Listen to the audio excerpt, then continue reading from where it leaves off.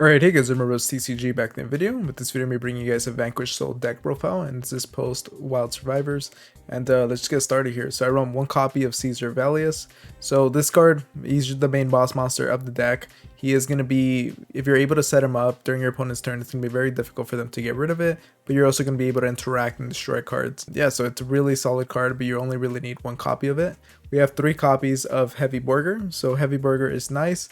This is going to be one of your main cards for drawing, and if you guys ever seen like videos around the Vanquish Soul, it's the entire deck is basically a bunch of drawing, and that's why it makes it a little bit difficult for me to show you guys any combos. I think I'm just going to stick to a deck profile. Maybe I'll show a duel, just because a lot of it orients around drawing and setting up your hand with a bunch of hand traps and slowing down your opponent that way.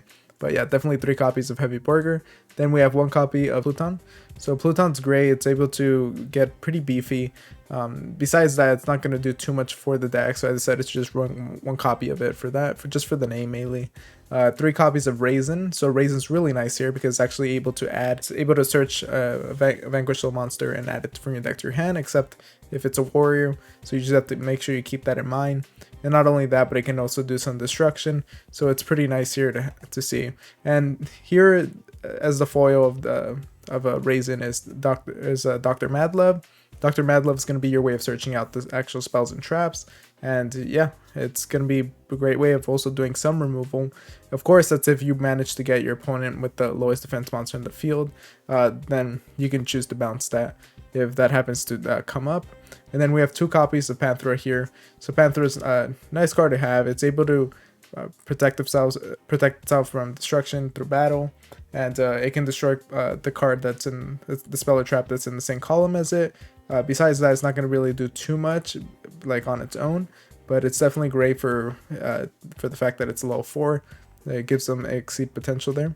Then we have 3 copies of Parallel Exceed because you're going to be going into the Link one a lot. So since you're able to do that, might as well get a free Exceed monster out of it. Then here we just have a bunch of hand traps for the deck. Since this deck, it's good if you guys, it's just a lot of drawing that you're going to do here. So you can just set yourself up with a lot of hand traps that are going to slow down your opponent.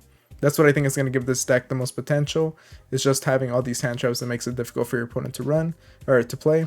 So we have 3 copies of Ash Blossom, Nibiru. Kurikara here is really nice, just being able to clear the board if they happen to play during your turn. 3 copies of DD Crow. DD Crow and Kurikara and Ash Blossom are pretty nice because they actually have fire and dark attributes that are relevant for the monsters that actually require it.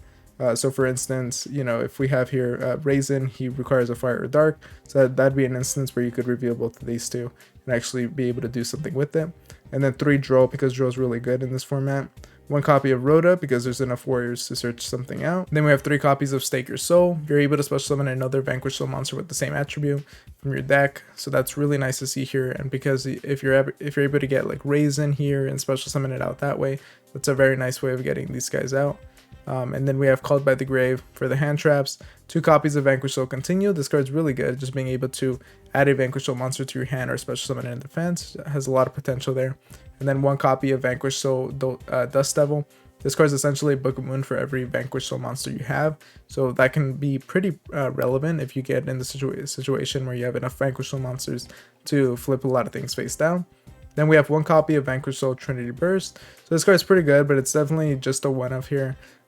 Being able to target one of your Vanquish Soul monsters and special summon up to 2 Vanquish Soul monsters from your hand with different names from each other is pretty solid, but definitely just need the 1 copy.